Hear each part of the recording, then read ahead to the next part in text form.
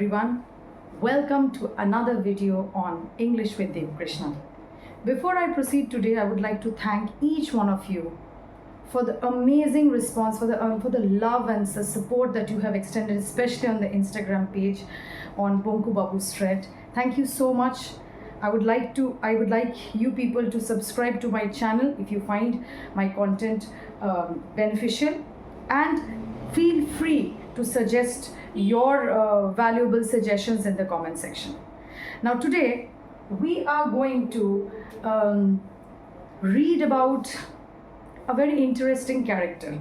His name is Bhishma Lochan Sharma. You must have heard about him. If not, I will tell you. We are going to read the poem The Power of Music by Sukumar Roy. Now Sukumar Roy and Bonku Babu's friend has a slight connection. Bonku Babu's friend was written by Satyajit Ray, and Sukumar Roy happens to be his father. So I thought, why not take up the father-son duo. Now this poem is, before we proceed further, this poem falls into the genre of nonsense poem. Now nonsense poem is very similar, if you have heard of Lewis Carroll's poem, it is very similar to that, where it doesn't make any sense, but yet it makes sense. It was a very unique way of approaching deep-rooted issues in society in a very jovial manner, as if it was meant for children. But the poet had at the back of his mind something deeper to connect with people, or something deeper to deliver to people. We'll come to that. But before that, we will talk about Bhishma Lochan Sharma. Bhishma Lochan Sharma is a man who loved singing. Now that's fine. Loving any form of music, any art is not wrong. But when you have to understand it surpasses that border of comfort, or when you want to have fun, you want to enjoy something, but at the expense of someone else's discomfort, it is wrong.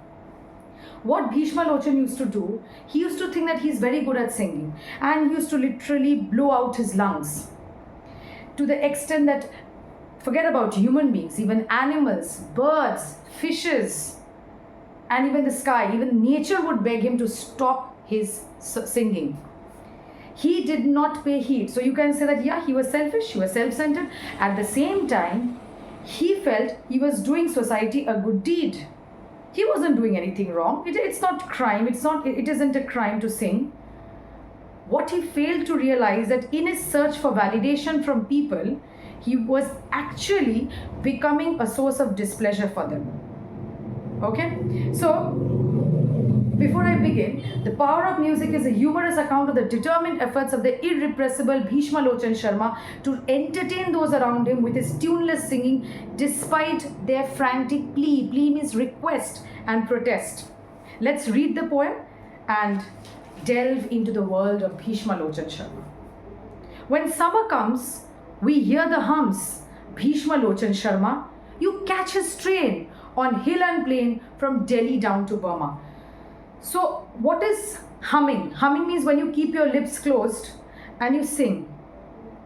Yet it was so discordant, it was so out of tune that even his humming could be heard from Delhi down to Burma. Okay? He sings as though he staked his life. He sings as though he's hell-bent.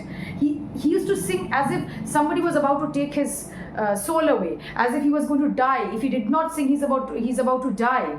So people used to think that why he's hell-bent on making our lives hell.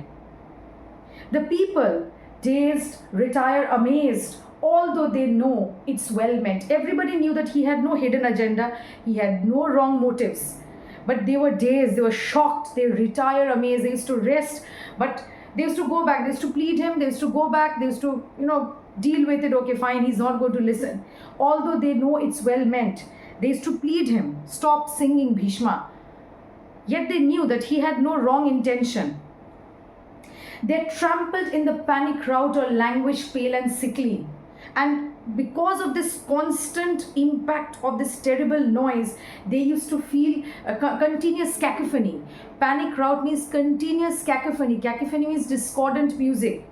What you in Hindi, what you say as besura, okay, or languish, pale and sickly. They used to force, when you are forced to do something which you don't like. For example, you hate maths, and your parents force you to practice 1 hour of maths every day.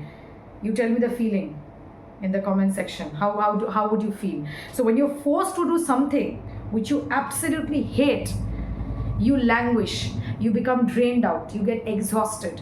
So these people went through this kind of an experience because of his blaring out, okay? And plead, my friend, we're near our end. Oh, stop your singing quickly. Please stop your singing, because we might just lose our lives, okay?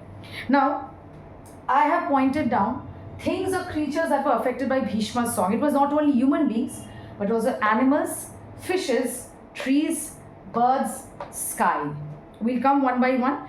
I'll take a screenshot and I'll attach it at the end of the video, so that if you remember this sequence, you'll be able to remember who are the ones who are affected, okay?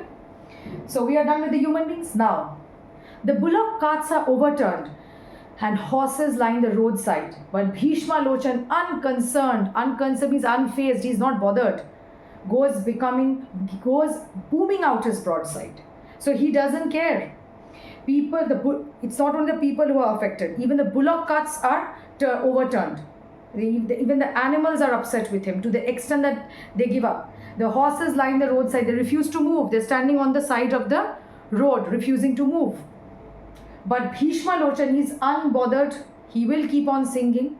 Goes booming out his broadside. Now this is booming out his broadside means it's an aggressive set of words. That means, see, there are two kinds of comedy. One is normal comedy, one is slapstick comedy. Slapstick comedy is when you cross that border of normal comedy and you do something aggressive, especially physically aggressive. Like sometimes in some movies, in order to make the audience laugh, they show a sort of aggression, like people fighting among themselves, or there is a kind of panic situation where there is a lot of hustling and bustling and people get injured. You do laugh, but that is called slapstick comedy. So here people are getting now aggressive, even animals are. The wretched brutes. Now the poor, wretched means the poor brutes. Resent, brutes means animals. Resent means hate. The blare of the R, they hear it sounded. So the animals see, we human beings can at least have that patience or the tolerance to ignore a person or to forgive a person. But animals don't have that capacity. They either give up or they become very aggressive, or they become sickly, they get exhausted. They whine and stare with feet in air or wonder quite confounded. So they look so pitiful, as if they're going to fall back on their backs and throw up their hands and legs. Not their legs, their limbs up, or wonder quite confounded. They become so confused what's happening, because they don't know what's Bhishma. Who is Bhishma and what's Bhishma? What is Bhishma up to? Next we come to the fishes. The fishes dived below the lake in frantic means crazy, mad, search for silence. Even the fishes are not spared. His voice, that cacophony reaches till the depths of the water. So they go to the corners of the deepest part of the pond or river in search of silence. The very trees, the very trees collapse and shake. You hear the crash a mile hence. So the big trees also give up. The sound affects them and they break, they fall, and the fall is so devastating, it's so loud that you could hear it a mile away. And in the sky, the feathered fly means the birds, turn turtle while they're winging. So while they're flying, they turn turtle, means they turn upside down. Okay, that's the effect, that's the impact. Again we cry, we're going to die. Oh, won't you stop your singing? So the human beings, again the people in the village, they're pleading him, stop it, look at what you're doing, look at the devastation all around. See, at times what happens, I'll give you an example. During festivals or during political campaigns, even if I don't like, people will play the musical, whatever, those big boxes at the topmost volume. Don't you think they don't understand that we do get affected? They do, yet they won't stop, because that's the way it functions. That's the way it has been functioning. So Bhishma Lochan was, you can connect Bhishma Lochan with these agendas, and that is prevailing till prevalent till now. When we, even if you go and plead them, brother, could you please lower the volume, they won't listen. So you have to understand, being educated, being civilized doesn't only mean, making money, doing a job. No, it also means you have to understand somewhere as a human being that I am having fun, but what if that fun becomes a source of displeasure for others? So you have to keep that in mind. Okay? But Bhishma soared beyond our reach, however we plead and grumble. He was going like, as if some sort of a Mahatma, some sort of a sadhu. He was elevating himself.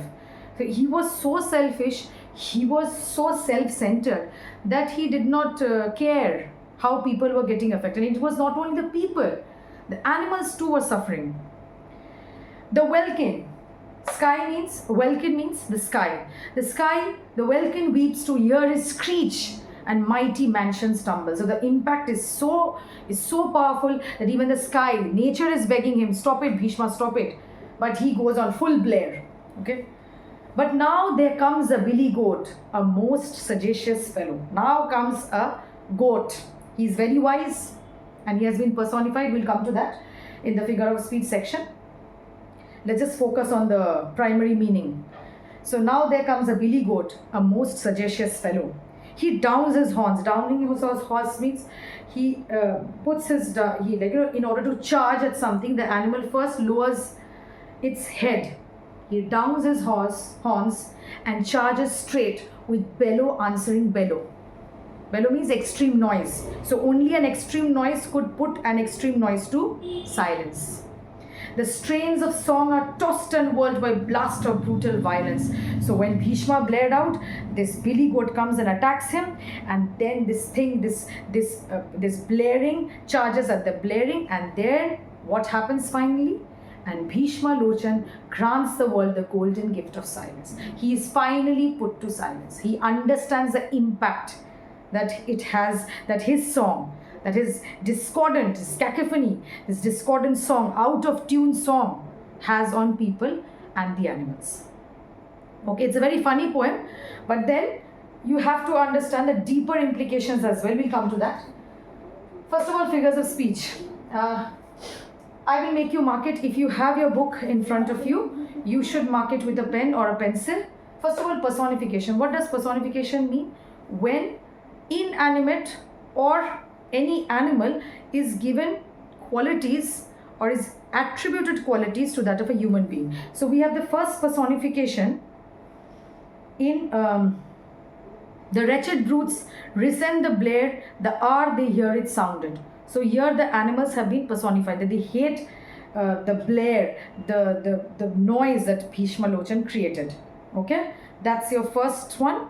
Next, you have your personification. The welkin weeps to hear his screech. So the sky has been personified as a person who is weeping. The sky is weeping, pleading Bhishma Lochan to keep quiet. Okay. And the third personification we have, but now there comes a billy goat, a most sagacious fellow. So the billy goat has been personified as a wise. Sagacious means wise fellow. Okay.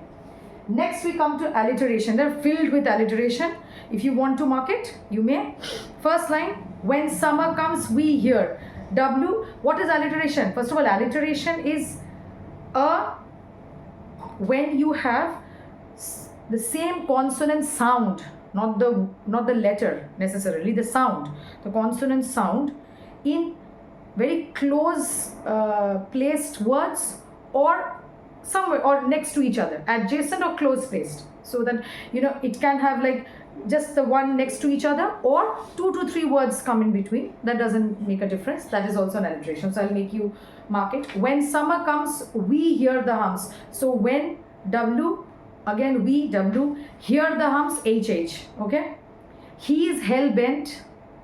Then you have booming broadside, BB, Berber. Then you have, go at the bottom of the page, feathered fly, FF, turn turtle, TT. Stop your singing, like we're going to die, oh, want to stop your singing, SS. Welkin weeps, bellow answering bellow, strains of song, blast of brutal violence, blast brutal, grants the world the golden gift of silence. So grants, the g word, the g sound, grants golden gift. Okay. Now coming to hyperbole. This poem is filled with hyperbolic language. Hyperbole means exaggeration. Those kind of things never happen. You don't have to take it literally, but it is exaggerated so that you can show the impact. Okay. The first hyperbole, they're trampled in the panic crowd. Now, it's not possible that how discordant you can sing, how out of tune, how much out of tune you can sing, but it's never going to make you fly into a chaotic situation. It's never going to make you turn so crazy that you stamp on each other. But this is done to send across the message, the intensity of his bad singing. Okay. Next, you have the bullock carts are overturned. Again, impossible. Huh? Horses line the roadside. There's so much of noise that the horses refuse to move and they're standing on the side of the roads. Okay. Then you have they whine and stare with feet in air of wonder, quite confounded. The impact can never be so much that the animals, they find themselves confused and they stare or they throw up their legs up in the air. Okay. The welkin weeps to hear his screech is again a hyperbole. It's a personification also, it's a hyperbole also, because the sky cannot, it's never possible. The sky cannot plead anybody to stop singing. Okay. And we have another one, mighty mansions tumble. It's next to impossible. Like no matter how much you blare, no matter how loudly you speak, you cannot you cannot shake a mansion. Okay. Now coming to the theme, music versus noise. You have to understand there is a border. Like I told you, what seems to be fun for me, what seems to be pleasurable for me, may not be pleasurable for the other person. So I have to keep that in my head. Like if people are coming to you, okay, that you are having a grand party at your place and you're going full blast, okay, that's great. But then if people come to you with their discomfort, with their complaints, you should adhere to it. It should not be a source of displeasure to others. Okay, so that's the thin line. What Bhishma Lochan thought that he was doing a great service to society by his beautiful singing, by his beautiful sense of music, but he didn't fail to understand that it was becoming a source of discomfort for others. And when it becomes a source of discomfort, you should stop. Now coming to the critical appreciation of Ray's poem. This is very important. Now, nonsense poem, right in the beginning, I had referred to Lewis Carroll's nonsense poems, where you use very, disconnected concepts together, which doesn't make any sense. Now, why do you think this nonsense sort of a term became a genre? It's not genre, first of all. There are many people who use the pronunciation of genre. It's genre. Okay, it's a French word. Now, why do you think that nonsense poetry did find its place in literature? Because I'll tell you, there were many people who did not realize at the time of the publication many poems in Abul Tabul. First of all, this poem belonged to the collection. This is, first of all, it was written in Bengali. It has been translated, and it came from the collection Abul Tabul, and the original name is Ganer Guto. Okay. Now, nobody understood why this was published. Okay. Many poems in Abul Tabul contain skillfully hidden criticism and satire in the society and the administration of the early 20th century colonial India, means India under British. Now, you know from your history chapters that if anybody did speak out, or if any press, like media, in those times media meant the newspapers, or the books written by the authors, if they did write anything against the government, it went banned. Okay. Now, these poets, people like Sukumar Roy, they were so witty, they were so intelligent that they used this nonsense poetry as a platform to deliver to people the wrongs that were done in society. They said it was meant for children. Okay, they said it was meant for children, but underneath that you had a very dark, deeper meaning. And Ray managed to embed these implicit meanings of a subversive nature in his nonsense rhymes for children. It was a very clever way of escaping the rigorous censorship, so that his poems, so that his books did not get banned. And so that, because if children read his poems, ultimately it should be reaching their parents as well. So this was a very subtle way, or very intelligent, very clever way of delivering the message of what the government was doing ultimately to the target audience, that is the people. Okay, so if it's a very simple poem, if you have any doubts, please feel free to write it in the comment section. Okay, and yeah, before I go, I would like to share a small tip. Often I come across people, if you ask them to introduce themselves, they start with myself. They say, myself, Dev Krishna Das. It is wrong English. Please avoid this at all cost. You should always say, hello everyone, I am Dev Krishna Das. Myself, Dev Krishna Das, is wrong English. So next time when you feel the urge to say this, don't.